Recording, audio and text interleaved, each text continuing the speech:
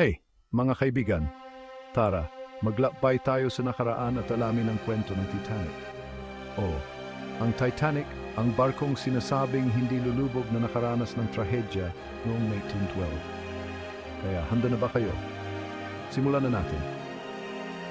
Ang Titanic ay isang British passenger liner at noong panahong iyon, ito ang pinakamalaking barkong naitala.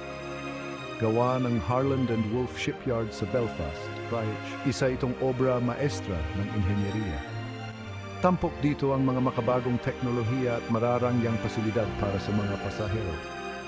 Inilunsad noong Mayo 31, 1911, nagsimula ang unang paglalayag ng Titanic mula Southampton, England patungong New York City noong Abril 10, 1912.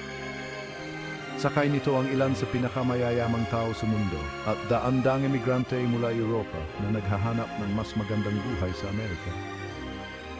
Alam na natin ang nangyari pagkatapos.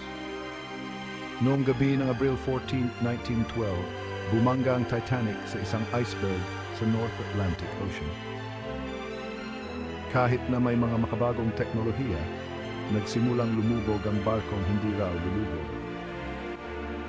Nakakalungkot isipin, pero sa 224 na pasahero at crew, mahigit 1,500 ang nasawi sa nagyayelong karagatan.